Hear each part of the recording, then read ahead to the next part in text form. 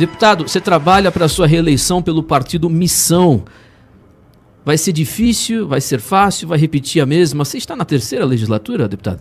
Na segunda. Segunda. Como é que você vê aí agora entrando no Missão, sendo candidato a deputado federal pelo novo partido? Aqui, ó, inscreva-se.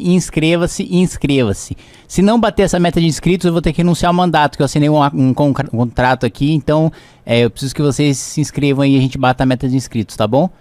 Mas tudo bem também, se vocês quiserem que eu renuncie, depois dá uma olhada lá quem é meu suplente. Um abraço.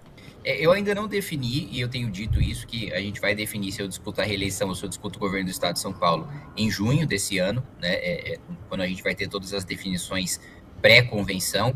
Mas eu estou bastante otimista com essa eleição para o Partido Missão de maneira geral, né? Acho que o Renan vai ter um desempenho surpreendente.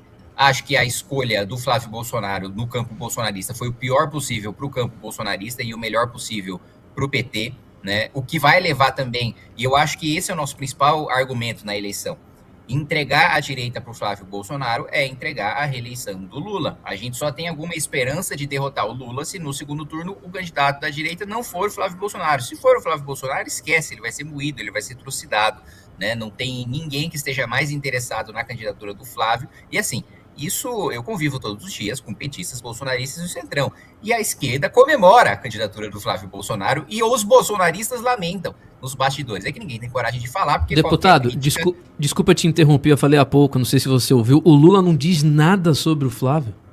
Impressionante. Claro. Ele vai deixar para dizer depois que ele não puder mais voltar atrás da candidatura, né? Depois que não der tempo de substituir o Flávio por ninguém. Porque se ele destruir o Flávio agora, vai ficar muito claro, né, que ele não tem a menor condição de disputar a eleição, né? Ele precisa deixar para depois. Então, nos bastidores, os próprios bolsonaristas falam, escolheram o pior, né? E os esquerdistas falam, não, isso é festa, né? Entregaram para a gente a reeleição. Então, isso está muito claro, né? Nem a esquerda fala isso publicamente, porque não interessa, só vai interessar depois que acontecerem as convenções, e os bolsonaristas nunca vão admitir o que eles admitem nos bastidores, porque, né, eles têm esse servilismo, né, ao Bolsonaro, que qualquer pequena crítica que eles fazem, eles já têm medo de serem cancelados dentro do bolsonarismo e darem espaço na fila para outro bolsonarista do seu estado ganhar a vaga de deputado federal. Então, esse cenário, na minha avaliação, está claro. O desempenho surpreendente do Renan vai ajudar a ter votos de legenda. Historicamente, né, quem tem candidato à presidência da República reverte parte dos votos do candidato a presidente para as chapas de deputado federal em 30%, 35%, o que só de voto de legenda acho que garante que a gente faça a bancada, sem contar os próprios votos dos nomes, né, que vão disputar as eleições pelo partido. Então eu pessoalmente estou bastante otimista, acho que a gente vai vir com bastante força, e o fato de ter chapas em todos os estados com voto de legenda vindo do presidente da República vai fortalecer bastante o partido. A Kessia Reis, vai lá, Kessia. Deputado Fonão, que já foi chamado até de deputado estrangeiro, sabiam disso? Por que Fonão? Porque ele só dá entrevista com fone desse tamanho. É sacanagem também. É uma resenha desse respeito ao deputado federal aqui, Cataguiri, rapaz. Já que ela é do MBL, então ela fala, né? Diga aí. Eu queria falar um pouquinho sobre alguns projetos seus, né, para você explicar para a nossa audiência aqui da Bahia, que acredito eu que infelizmente não conhece muito bem o seu trabalho. Eu vi que você apresentou para aumentar o teto do MEI para 150 mil, não é isso? E também vi que você apresentou para que suspender o auxílio reclusão de pessoas que são condenadas por tráfico ilícito de drogas. E, além disso, como eu tinha puxado aqui sobre essa questão dos ministros do STF, falei que a gente precisa de uma nova constituinte. Acredito que uma das principais pessoas do MBL que fala a respeito disso é o senhor, né? Vou chamar de senhor agora. Então, seria bom se você pudesse explicar um pouquinho. Perfeito. Bom, a questão do MEI é muito simples, né? Nunca houve correção sequer pela inflação, o que corroeu, né, e limitou muito a possibilidade de pessoas ingressarem no MEI, e também a possibilidade de, hoje, e muitos me pedem, né, programadores que também não se enquadram ali, independentemente do seu faturamento no MEI. A gente sabe que o MEI, na realidade, hoje, ele, em sua grande maioria, é uma substituição, né, da CLT. A CLT fracassou, né? Não está compatível com o mercado de trabalho, e isso faz com que a maior parte dos prestadores de serviços sejam contratados via PJ, até porque eles próprios querem pagar menos sobre a sua própria folha e por isso escolhem ser MEIs, né? Então, é uma correção pela inflação, porque você teve uma corrosão do poder de compra e essa corrosão não foi correspondida ali pelo teto de faturamento do MEI. Outro ponto sobre auxílio reclusão, na realidade, assim, eu apresentei ainda na primeira legislatura o fim do auxílio reclusão, né? Mas, como a maior parte dos meus colegas são frouxos e não tem coragem de votar, né, um projeto que acaba com o auxílio reclusão, eu apresentei um modulado agora, né? Que são para casos específicos, que precisa de determinados requisitos, para ver se a gente consegue alguma chance de fazer esse projeto andar nesse ponto, principalmente em relação a tráfico de drogas, né? E sobre o Supremo, que é uma das questões mais importantes, né?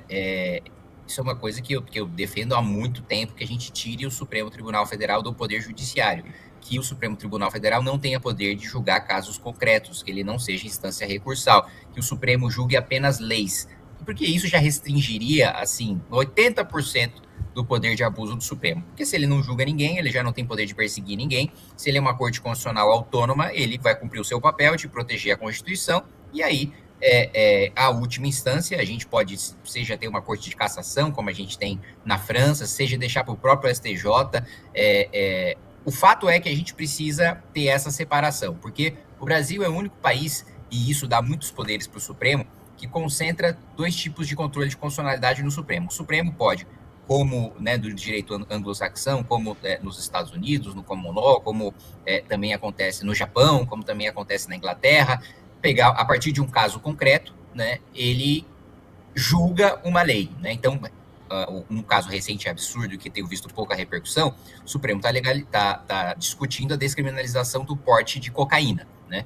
Esse é um caso concreto, esse é um recurso da Defensoria em que o Supremo vai estabelecer que é inconstitucional você criminalizar porte de cocaína para uso pessoal, né? O que é uma decisão bizarra, né? Não tem nenhuma inconstitucionalidade em você criminalizar isso, pelo contrário. Você vai ver as discussões na Constituinte de 88, todo Constituinte, não existia nenhum que tivesse dito que estava colocando um texto na Constituição para permitir porte de droga. O contrário, todos, unanimemente, da esquerda à direita, defendiam que tivesse esse endurecimento, né? Então, eles podem, né, declarar uma lei inconstitucional ali e também com caso com efeito contra todos, erga omnes, né, ali o Poder Judiciário fica vinculado, toda a administração pública fica vinculada, obrigada a cumprir aquela decisão a partir de um caso concreto, que esse é o modelo, principalmente norte-americano, né? O outro modelo, que é o modelo do direito alemão, que é o controle por meio de uma provocação direta para o Supremo, né? Que é o que mais acontece, principalmente por parte do PSOL e da Rede, né? Eles perdem no Congresso Nacional, eles acionam diretamente o Supremo sem precisar de um caso concreto. O Supremo julga a lei em abstrato. Não existe nenhum outro país que o Supremo concentre os dois poderes de julgar a constitucionalidade, tanto com um caso concreto, tanto com um caso abstrato. Então, quando eu falo de tirar o Supremo do Judiciário, alguns ministros podem me acusar de ser um golpista autoritário, né, que quer fechar o Supremo, mas eles teriam dificuldades de argumentar, porque esse é um modelo que funciona em praticamente toda a Europa, né, e eu não imagino que todos os países europeus sejam autoritários e que o Brasil seja uma democracia superior a todos os países da Europa. Então, essa é uma discussão que, com certeza, eu traria numa Assembleia Nacional Constituinte e que colocaria um freio em boa parte do poder de abuso que o Supremo tem hoje. Torne-se membro por apenas R$ 4,99 e tem acesso a várias figurinhas engraçadas do MBL. Virando membro, você também ajuda a continuarmos nosso trabalho Conquista e Melhora do Brasil. Gostou do vídeo? Inscreva-se e não esqueça de se inscrever no canal do MB Live TV e no Cortes do MBL.